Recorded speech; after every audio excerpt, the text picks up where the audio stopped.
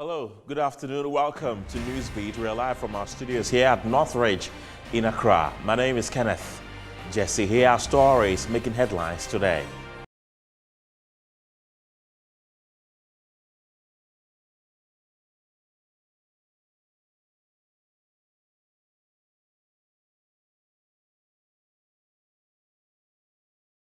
Takoradi residents welcome decision by government to reinstate their MCE 6 months after he was suspended for assaulting a police officer.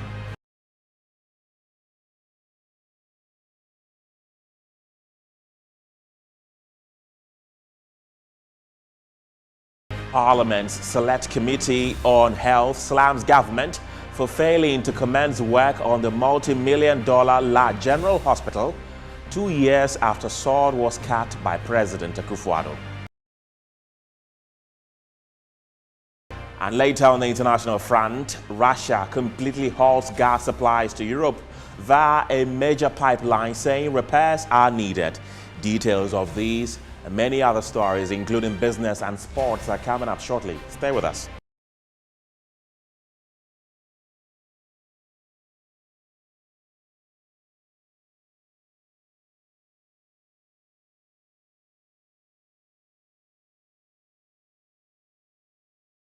Hello again. Let's begin today's broadcast from the Western region because the suspended Chief Executive Officer for the Sekondi Takoradi Metropolitan Assembly, Abdul Mumin Issa, has been reinstated. He was suspended in February for road traffic offense and alleged assault of a police officer. Some residents of the area have welcomed the decision to reinstate their MCE. The Sekondi Takoradi MC, Abdul Mumin Issa, was arrested on Thursday for an alleged motor traffic offense, verbal assault, and offensive conduct against a police officer. The altercation between the MC and the police officer, Superintendent Andrew Safo, near the Kwesimintim Cemetery, was captured on tape and circulated on social media, in which the government appointee was heard, among other things, threatening the police officer with a transfer. Take it. I should take it for us. Take it. Take it. Patriotic coming to take it. Yes. You wait. You don't know who you are dealing with. Okay. Bacchus, he is not prepared to talk to you. He is not prepared to talk to you. That's the He was suspended from office pending an inquiry into incidents. Subsequently, he was charged with 3 counts of assault of a public officer, offensive conduct conducive to breaches of the peace, and disturbing the peace in a public space. He was, however, granted a 100,000 cedis bail. 6 months on, a letter signed by Dan Botwe, the Minister of Local Government, Decentralization and Rural Development, confirmed the reinstatement of the MC. According to the letter, his reinstatement followed a recommendation by the Western Regional Coordinating Council. Some residents of Sekondi Takoradi have been reacting to the return of the MC. We have not found any fault with the MC since he was appointed to this area. I think he would learn his lessons from what happened. He was doing a great job, so he should continue for the benefit of all.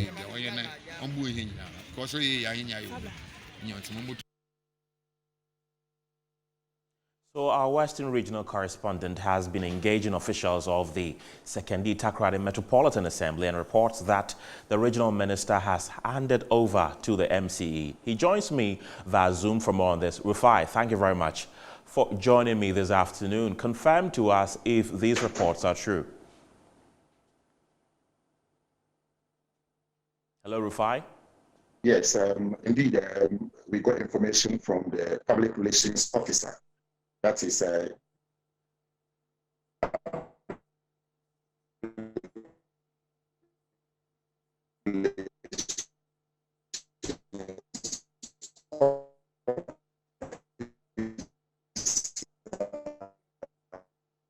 Rufai, I'm actually struggling to hear you. If you can kindly reposition yourself. John Last, that indeed this morning the Western Regional President to act temporarily as the MCE for the Metropolitan Assembly.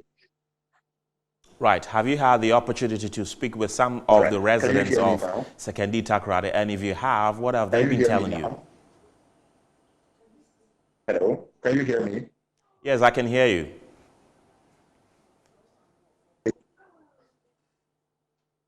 Yeah, basically, what the residents are saying is that the MCE appeared to have been in their good books when he assumed office after his appointment and subsequent confirmation by the Assembly.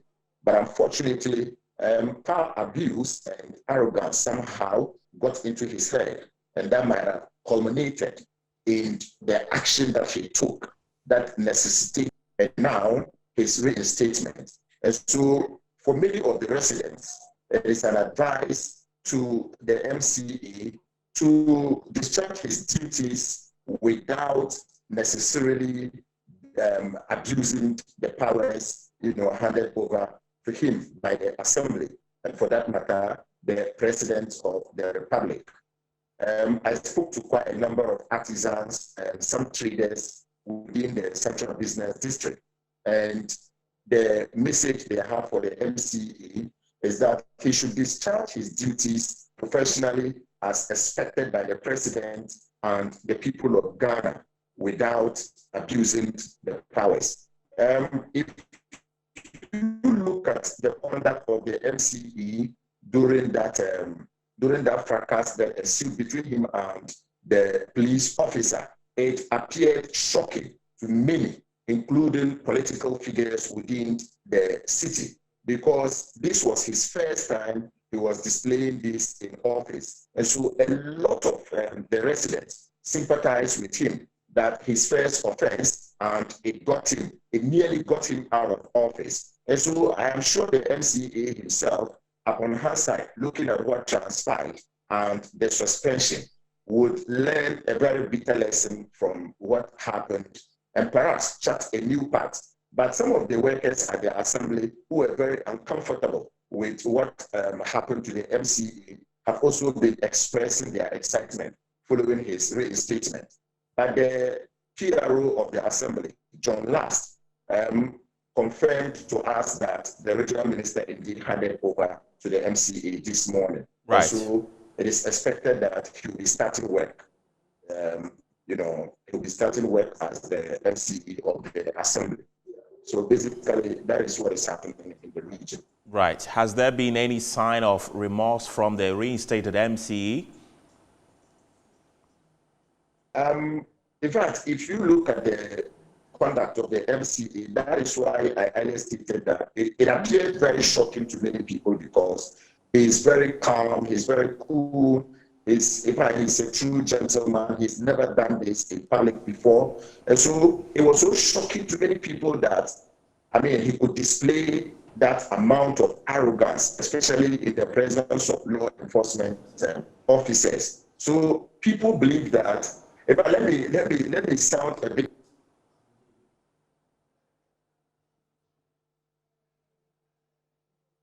So that was our correspondent in the Western region, Zambaga Rufai, bringing us up to date with what is happening in that region concerning the reinstatement of the Sekondi Takoradi MC. Let's still stay on this matter, and President of the Chamber of Local Government, Dr. Richard Fiamedo, joins me on phone for a conversation on the back of this. Doug, thank you very much for joining me this afternoon. So the MCE has been reinstated.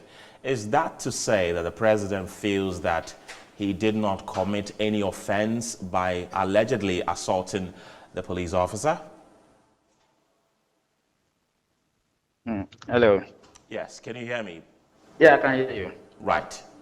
I was trying to find out if his reinstatement, the MCE of Sekondi Takoradi, shows that the president feels that he did not do any wrong by assaulting a police officer.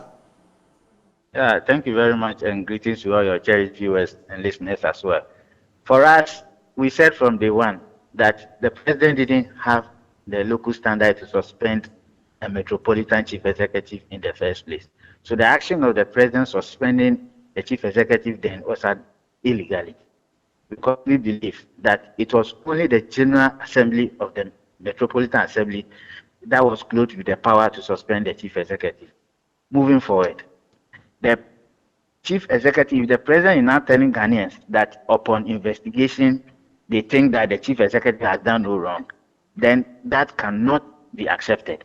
But if the reinstatement is to the effect that upon hindsight they've realized that it was an illegality to have taken him off by suspension and they are reinstating him because they acted ultra vires, then we'll accept it and congratulate the president. But if that is not the basis, and the matter as we speak is in court. So on what basis was he sent to court? And if you don't allow the court to bring finality to the matter, then what is the basis for his reinstatement? We have a serious difficulty with that decision, with the reinstatement. So we want to make it clear.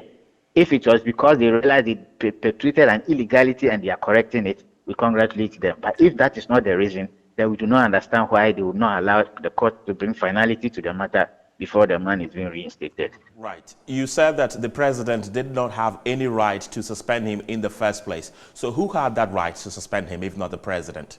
Yeah, thank you very much. If you look at Article 41 of Ghana's constitution, it only gives the power to the president to nominate. The president does not appoint MMDCs. So when the president nominates, the same constitution gives the power to the assembly members by a two-thirds majority present and voting to confirm the president nominee. And that explains why if a president nominee does not get the mandatory 75% from the assembly members, the president has no option than to renominate that person or renominate another person. So once the assembly members sit and confirm that person, the president doesn't have the power to suspend that person because he came through a voting process. He was not just appointed as Director General for GAPOA ECG that he appointed you go and sit on the chair. No, you nominate, somebody has to do the confirmation. So that's why we think that the president acted illegally by suspending the Metropolitan Chief Executive. So if any person is a bona fide member of a district assembly, the only entity or body that can suspend is the General Assembly of the STMA, and that is what should have happened. And they should have what it takes to reinstate him. And that is what it is. And that's why we think the president acted illegally. Right. Let's look at the conduct of the MC himself. Does it merit suspension? Yeah, in fact, his conduct was highly reprehensible. It merits a suspension. In fact, I really expected that he should be removed from office. Because you see, as the MCE for the STMA, you are the chairman, for Christ's sake, of the Metropolitan Security Council. And which people do you work with? You work with people like the police, you work with the BNI, you work with other security, national security and other things. So you superintend over them and chair their meetings. Now you go and see a police officer who is performing his legitimate duty onto the state, and then you speak to him in that manner to the extent that you want to transfer him to a different district where you don't even have jurisdiction over.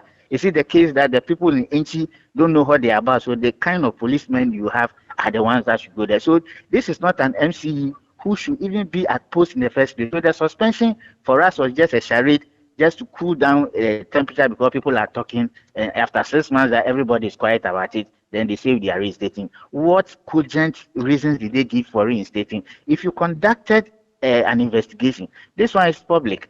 The video went viral, everybody heard it, everybody saw it. So what are you going to say that the man did not do anything wrong, for which reason you are now reinstating him? So it was just a political move by the president illegally to just calm the waters, and after 6 months they think the press is quiet about it, civil society is quiet about it, Ghanaians are quiet about it. So that is the best time to reinstate him. If not, the matter is in court. The court has not brought finality. It's a criminal matter.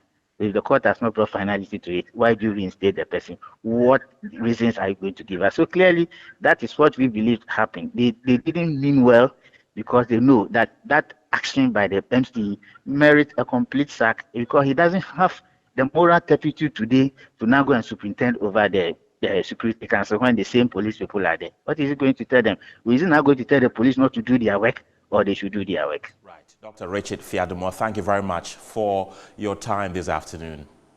Now, the Health Committee of Parliament has taken on the Health Minister, Kweku Agyeman-Manu, for failing to ensure work commences on the multi-million-dollar La General Hospital project, which has remained abandoned since the President cut short for commencement of work some 2 years ago.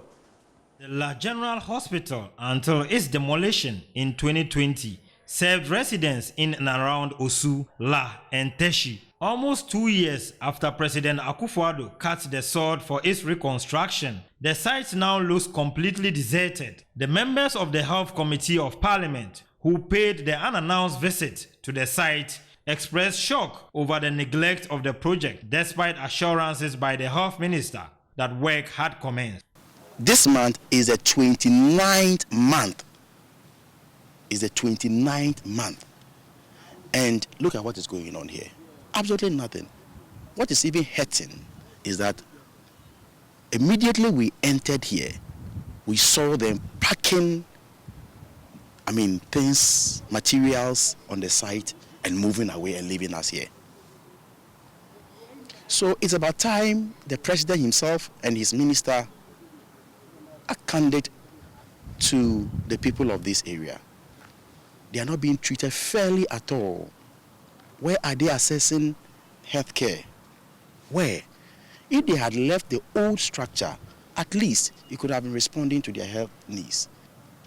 So making the news is not our target, as I indicate to you all the time.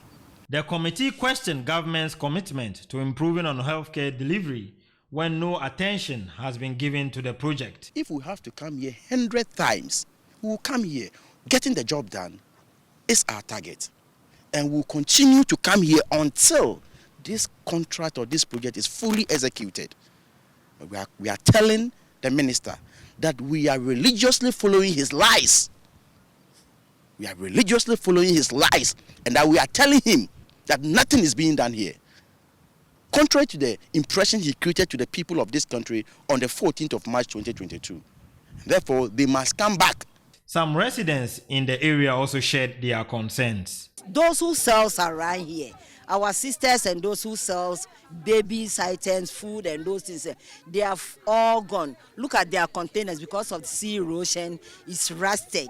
Even now, if they have to come back, they have to go and find another containers and put it down before they come. So we are pleading with the government. We need the hospital badly. We need it because there is no hospital around this here. Either you go to 37, Ladma or police hospital before you can get somewhere to go.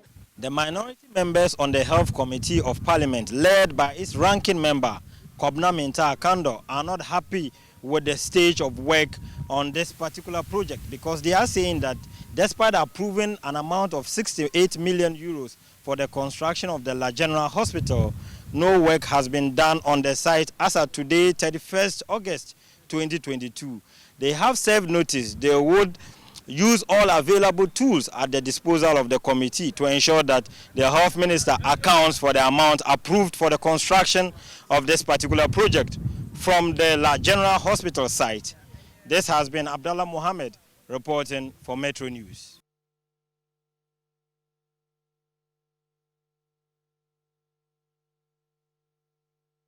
From one abandoned project to the other, as the executive director of the National Cathedral Project, Dr. Paul Opoku-Mensah, says, they have had to suspend work because the Secretariat has run out of capital to finance the construction.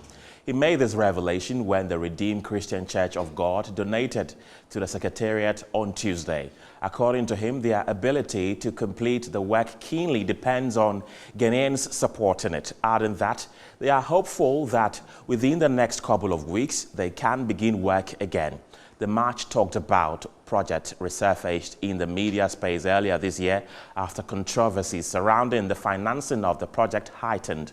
The finance minister had announced that an amount of 25 million Ghana cedis had been released to the project consultants in May this year. Now here is Dr. Paul Opoku-Mensah. As part of our fundraising and other initiatives, we can begin work again.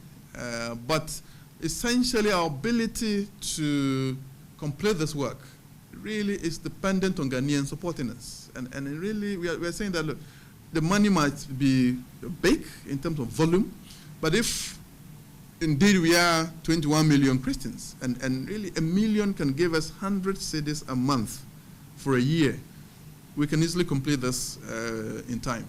That's all, and just all of you can be part of that 100 cedi club. Just star 979 hash. 1 million Ghanaians. I really think it's possible. I refuse to believe that we can't raise 1 million Ghanaians out of 21 million Christians to support us. That I still have faith in the Ghanaian, and I'm confident that we will do this. Right, so months ago, officials of Waterstone Realty Limited threatened to sue government for its failure to compensate the company after its office complex was forcibly demolished to make way for the construction of the National Cathedral. So what has become of that plan ever since? Joining me on Zoom is Habibu Abdul Hasif, who is the Lands and Estates Officer at Waterstone Realty. Thank you very much for your time this afternoon. So how far with the compensation? Have you been compensated yet? No, we have not been compensated yet. Right. And what are you doing about it? Okay, so over the past month, we have tried various unofficial arrangements to resolve this issue. However, we have not been able to solve it using these methods. So as of last 2 weeks, we had instructed our legal team to proceed with the suit. Right. When you were being evacuated from the place, were you given a deadline of compensation? Well, we were asked to claim for compensation per the Constitution, and we did that. And we were informed of the awareness of our claims, and it would be worked upon. But we had no compensation arrangements, and so we had to follow up on our compensation claims, and we had done that on several occasions, but it yielded no result. Right. I want to find out if your company is still in operation. Yes, we are still in operation. Right. So your new place that you are, was it given to you by government, or you looked for a new place yourself? No, we have a number of buildings which we operate in. So this was one. However, unfortunately, it was one of our highest, I would say, earning building amongst the properties that we own. So currently, that building, we do not have a substitute for that building. We are still waiting on the government to resolve our issue for us. Okay.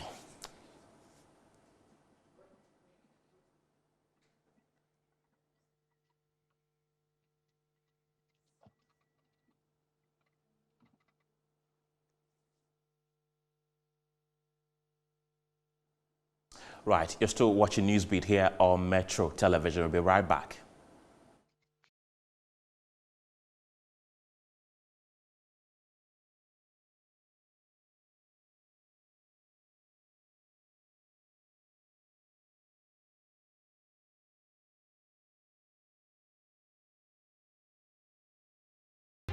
Hello again. The Coalition for Democratic Accountability and Inclusive Governance, a civil society group which includes the CDD, is demanding immediate action from the Auditor General in exercising his powers to protect the public purse. They say it will picket at the Auditor General's office on Monday, September 6th, 2022, to insist that the right thing is done in protecting the public purse and fighting corruption. Here are excerpts from their publication. And it says the reason we are angry is that there is a clear determination of misappropriation of funds, yet we have not seen the Auditor General exercising his powers of surcharging disallowances. There is no basis why these surcharges and disallowances should not be applied, because that is the only way to discipline people. So when people are doing these kinds of things, they are worried that they are going to be held responsible if they do not follow the rules. A total of 17.4 billion Ghana cedis in financial irregularities have been flagged by the Auditor General in its latest report submitted to Parliament for the 2021 financial year. This represents a 36% rise compared to that of 2020. The audit showed that lapses in the management of public finances led to losses of over 1 billion Ghana cedis in 2021 by ministries, departments, and agencies. The Auditor General cited 19 past and current judges of Ghana's superior courts for acquiring state vehicles, a move that contravenes Regulation 158 of the Public Financial Management Regulations 2019 LI 2379. The regulation states that the principal spending officer of a covered entity shall obtain written approval of the minister for the transfer, exchange, sale, donation, contribution, in kind, trust, and any other disposal of any vehicle. In the absence of approval from the Minister of Finance, we recommended that the auction should be nullified and the vehicles recovered. So this is the list of judges as published in the Auditor General's report.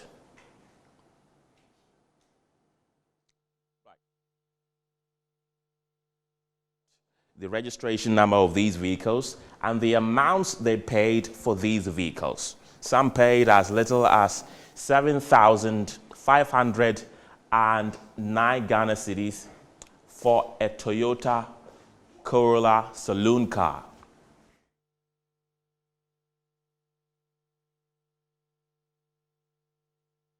And the Director of Advocacy and Policy Engagement at the Ghana Center for Democratic Development, CDD Ghana, Dr. Kojo Asante, says laws must be enforced in the use of public funds to surcharge defaulters. In his view, this will deter institutions from either embezzling funds or being irresponsible in their spending. He was speaking on the back of concerns raised by the Coalition for Democratic Accountability and Inclusive Governance in relation to their demands for immediate auction from the Auditor General.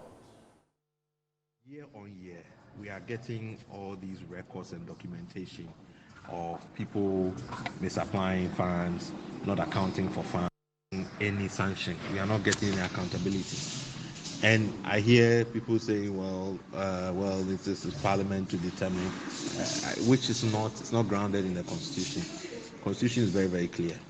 If the Auditor General makes a determination that there's an irregularity, he normally would disallow the expenditure, and then the Constitution says you have to surcharge. So the Auditor General might be saying, oh, I recommend that you should retrieve this money. How can you entrust the retrieval of the money to the person who actually committed the offense in the first place? That's why we are not getting any returns. And that's why the Constitution is very, very deliberate and says that no, don't go and give the auditee the responsibility to recover those funds.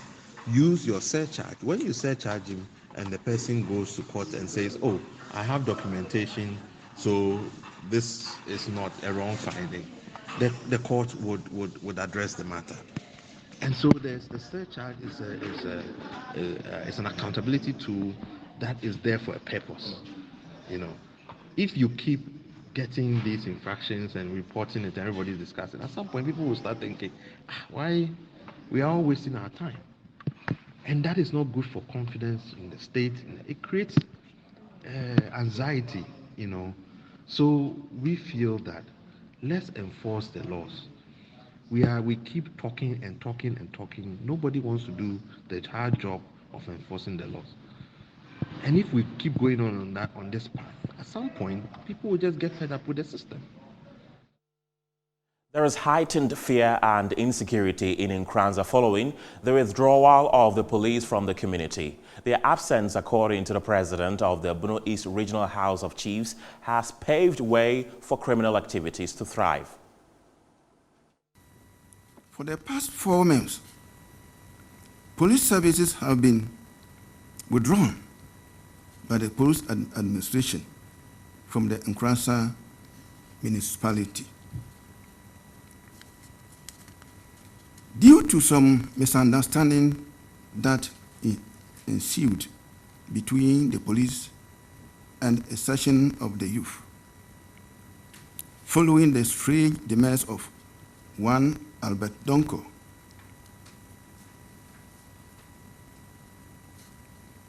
may his soul rest in peace. The absence of police services in the municipality have led to the increase in criminal activities and have also disrupted economic activities. Traders are afraid to go to Nkranza to do businesses. And this is causing huge losses to farmers as their produce are left to rot in their farms. Public servants and the general public live in a state of fear. We therefore appeal to you to call the police administration to restore police services in the Nkranza municipality. Meanwhile, President Akufo-Addo has assured the chiefs that full police operations will resume in the area, but was quick to caution them to call the youth to order to allow law and order prevail. The police's IGP spoke to me just before this meeting, and I want to state to you what he said to me. That it isn't the case that the police services have been withdrawn completely from Nkranza. According to the IGP, it is charge office duties in Nkranza that have been withdrawn, i.e., if you have an issue, instead of making a report there, you have to go and make a report to a police station in the adjoining community. But that there are some 80 to 100 police personnel from headquarters in Accra and from Kumasi and other adjoining communities undertaking other police duties in Nkranza. But I think that what we want is to, as soon as possible, have the police resume normal operations in Nkranza. And I'm going to make sure that as soon as possible, the IGP is in a position to do that. It's something I recognize it is extremely important for law and order in the area that be done. And but at the same time, to speak to the people. Attacking police stations, it doesn't, nobody benefits. Nobody benefits from that exercise. See, I was one of my friends in Kasakakra. And somebody, you bono yes, I know they are fine. But so you go attacking police stations. I know I'm Bobia, Timisabo, Mososiana Muntu, for one chassis, so that we don't have a repetition of this kind of incident again.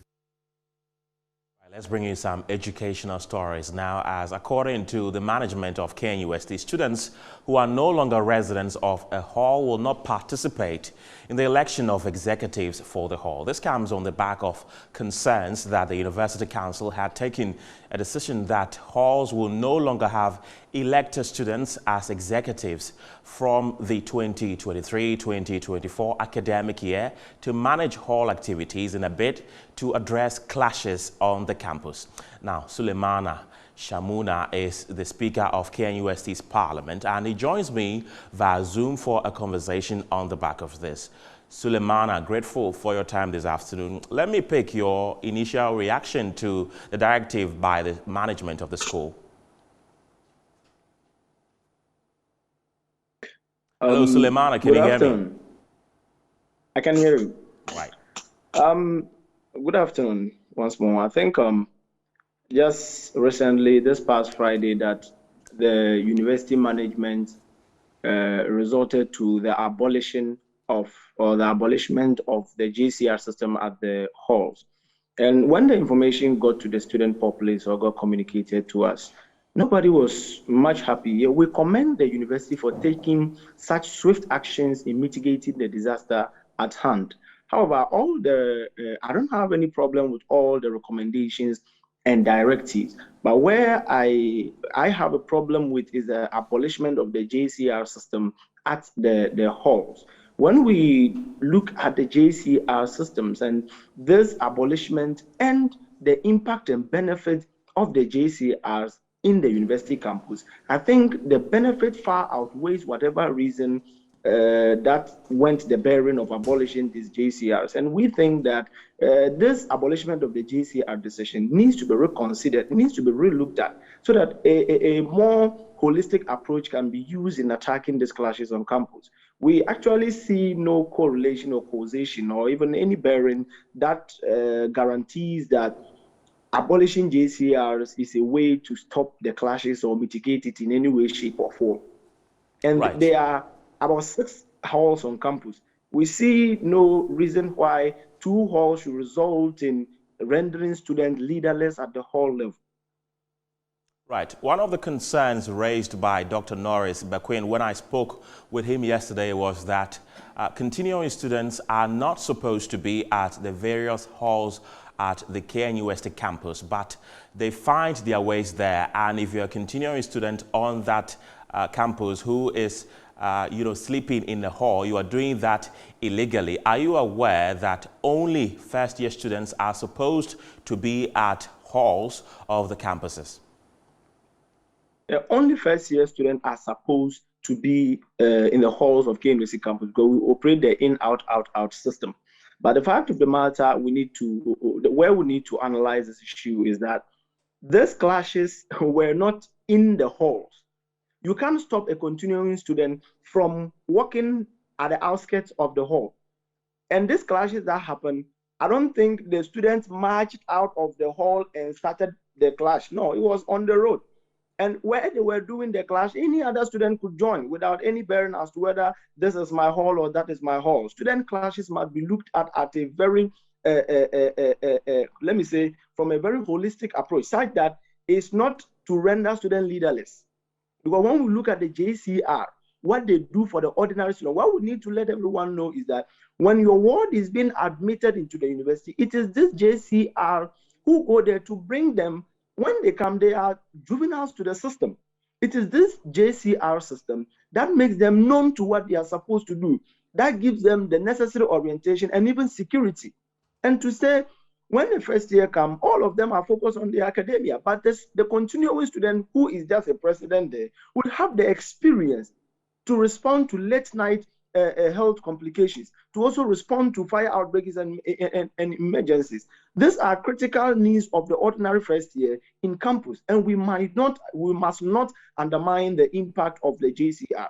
And the problem here is that abolishing the JCR a guarantee to stopping student clash? No, we don't see how abolishing or rendering students leaderless is going to solve student problem. Why don't we take a grassroots approach to solve this problem rather than descending directives and rendering students leaderless? Right. Sulemana, thank you very much for your time this afternoon. It's now time for business, and Winston Taki is standing by with the latest. Winston, take us away. All right, update on fuel price, which is likely to go up tomorrow, and also tariff adjustment, which is to start on the 1st of September 2022, right after this.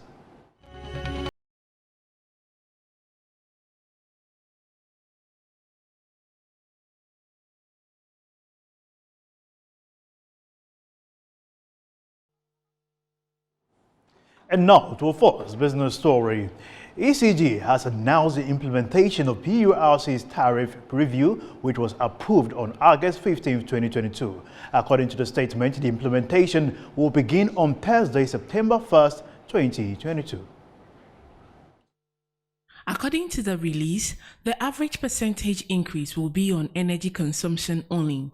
As such, the addition of statutory levies and other fixed charges will increase the average percentage as announced by the PURC. And so the increase in individual tariff percentage solely depends on their classification and consumption category. The statement further explained that as a result of these changes, exclusive Lifeline beneficiaries' consumption has now been pegged 30 kilowatts, according to the new bans for residential customers. The statement also said that the power distribution giant has catalogued all unit consumptions and expected costs into what they term as a reckoner, which clearly explains how the new tariffs will be billed and applied. This reckoner will be made available at all district and customer service centers to help consumers properly familiarize themselves with the new charges. The company has assured its customers and stakeholders of a smooth implementation of the new tariffs While the ECG has established help desks nationwide to assist customers during this implementation process, the company has charged customers to take charge of their consumption by conserving energy. Now joining us on phone to help us better understand the statement released by the ECG is External Communications of the Electricity Company of Ghana, Charles Ni Ayuku. Thank you for joining us on Newsbeat. Thank you very much and good afternoon. Afternoon. A lot has been said in the statement, but can you explain to us in a simple language what steps the ECG will take during the implementation process? Yeah, thanks once again. So as you are aware, from tomorrow, effective from Thursday, the 1st of September 2022, we are going to implement the PRC approved major tariff, which was announced by PRC on the 15th of August 2022. So tomorrow, or midnight of Thursday, yes, so midnight of today, we are going to experience the adjusted PRC approved tariff. And this is just the energy consumption plus the addition of statutory levies and other fixed charges. So we encourage our customers and the general public to embrace and to help us serve them better. How are customers going to be assured value for money following this increment and adjustment? Yes, so we've always maintained that even though we requested for 148%, we're giving 27.15, we are still going to provide that service, that reliable and excellent service. We know that, yes, it's not enough. We are still having conversations with the PRC and other stakeholders to support in this regard. But yes, we would make sure that we would provide the service and assure our customers and stakeholders of our commitment to ensuring a smooth implementation of the new tariff. As you are also aware, the new tariff would also boost our business community. I mean, for those in the small and medium enterprises, they'll have like the hairdressers, the beauty parlors, the salons, the dress making shops, the mechanics, the computer shops. They are also going to benefit, and this is a way by which government will ensure that these sectors are well supported so they can create more employment and opportunities for its public or citizenry. Finally, how do you intend to resolve technical losses that has bedeviled your sector for quite some time now? Yeah, so we've already implemented, after the moratorium, we've done the visibility activity. Our national task force are also on the ground, going to visit the premise of our various customers and making sure that those who have tampered with our meters, those who have bypassed our meter, those who have committed any form of illegality are brought to book. We've also started the Utilities Special Court, which is in operations. I mean, the next trial session is on the 10th of September. So these are some of the things we put in place, and we are still working in all our operation areas to increase our revenue and also eliminate losses. All right. Yes. We are grateful for your time, sir. Thank you very much. Most grateful. Now, away from that, beginning September 2022, fuel prices are set to see a sharp jump between 5% and 10% at the various pumps. According to the Institute for Energy Security, this will add up close to 70 pesos to the current prices being felt at the pumps. Presently, a litre of petrol is going for about 11 cedis on the average and 13 cedis 70 pesos on the average for diesel. The IES attributes the increase in fuel prices to the sharp depreciation of the Ghana cedi to the US dollar, which it puts it at over 10% during the last 2 weeks. It is therefore advising consumers to plan accordingly to the expected price hikes in the coming days. Whereas the price of petrol has fallen by 5.89% and that of liquefied petroleum gas by 3.28% on the world market, the Institute of Energy Security projects that prices of these products would rise at the pumps. For diesel, the 6.48% increase in price will further increase the rate of price jump in September 2022. Prices went up by 20 pesos on August 16th, 2022. During the last pricing window ending August 31st, 2022, prices of fuel rose marginally. Oil marketing companies monitored within the pricing window by IES added on average 20 pesos on their prices at their pumps. During the period, the international benchmark saw a 1.68% price reduction over the previous pricing window's average price to a current average price of $96.72 per barrel from $98.38 per barrel in the previous pricing window. Presently, the price of Brent crude is hovering around $109 per barrel. Beginning September 2022, fuel prices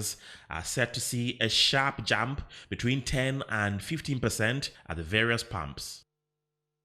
That'll be all for business here on Newsbeat. My name is Winston Taki. Sports is next after this break.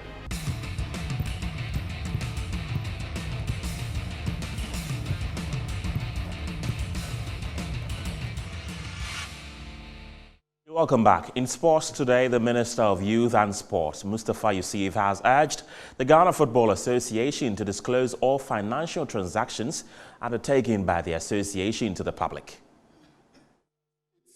To entrust the GFA with the management of our national team, it is also an obligation to account to the good people of our country the stewardship. You must disclose all transactions, memorandums of understanding, sponsorship, packages, agreements entered into, be it foreign or local, to the ministry. This is extremely important and crucial as we prepare for Qatar 2022.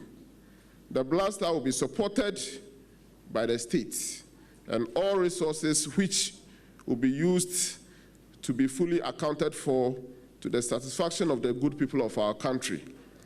Whilst the ministry is not expecting to intervene in the FA's internal affairs, we thus owe Ghanaians and the entire country the obligation of holding the FA accountable. And also the Ghanaians that we serve expect. That's it for sports. Entertainment news is next with Desmond. Thank you very much, Kenneth. Entertainment news coming up next.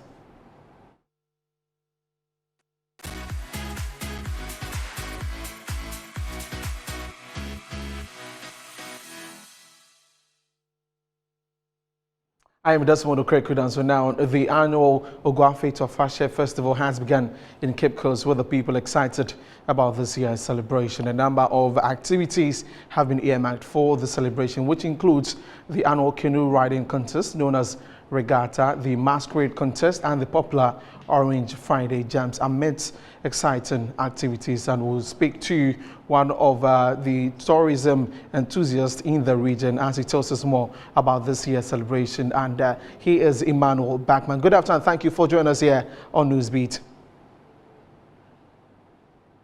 Thank you very much, Desi. Great. Now, COVID made it impossible for the festival to be celebrated for the past 2 years. How are the people of Cape Coast feeling about the comeback? Okay, so like you rightly said, in 2019, we were not able to celebrate our festival because of COVID. And so you would expect that once we are, we're having the luxury to celebrate this year, a lot of people will be excited about it. And that is the feeling in Cape Coast as I speak to you now, because the influx of people in town, the natives already in town are excited and are all, full gear, trying to have a glimpse of every activity that has taken place in this week's celebration. So, like you rightly said, we started off on Sunday, and then Monday had their comms night. Yesterday was the regatta, and we are on for today as well. So we're excited. You've mentioned some of the activities already. The popular Orange Friday, tell us about it, how it feels like in Cape Coast. Okay, so basically, as all of us coming in our numbers, putting on the orange color, because one radio station in Cape Coast called Cape FM started this initiative, and it's 10 years already. So you come in your orange t-shirt, we dance to music, we jump to music, make merry, buy, sell, and then connect, basically, to have fun from one generating region to the destination region. So it's just music and fun throughout, you know, getting through the town from Abra to Chapel Square. That's all about it. And how is Cape Coast positioning itself, or the people there positioning themselves to benefit from the celebration when it comes to tourism?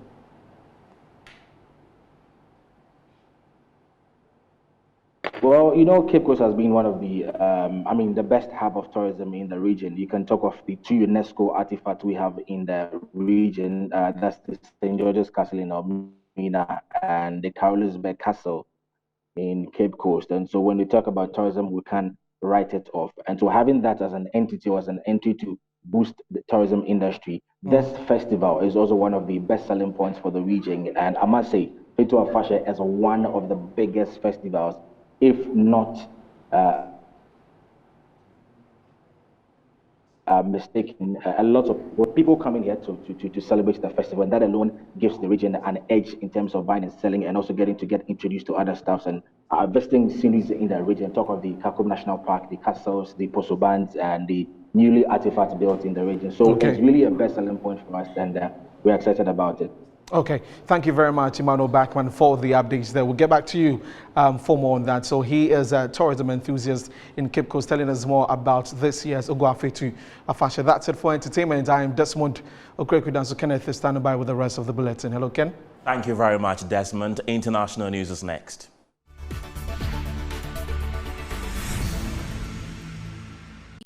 Secretary General for Political and Peace-Building Affairs has expressed concern at the stalemate in Libya following recent clashes in Tripoli between rival factions vying for power. Rosemary A. DiCarlo denounced efforts from pro-Bashar forces of trying to take the capital from the east. The Libyan ambassador to the United Nations reaffirmed the lack of progress and continued suffering on the ground. The United States Department of Justice has said it has evidence that classified documents were deliberately concealed from federal investigators at former President Donald Trump's Mar-a-Lago estate, and that efforts were likely taken to obstruct the government's investigation. This is the latest twist in sensitive documents from the White House and follows an extraordinary raid of the former president's property in August. Russian gas deliveries to Europe via the Nord Stream 1 pipeline have been halted, raising the prospects of recession and energy rationing in some of the region's richest countries. Russian energy giant Gazprom has said that it would stop deliveries for 3 days between 1 o'clock on August 31 until 1 o'clock on September 3rd for maintenance work. My name is Kenneth Jesse. Thanks for watching. Bye for now.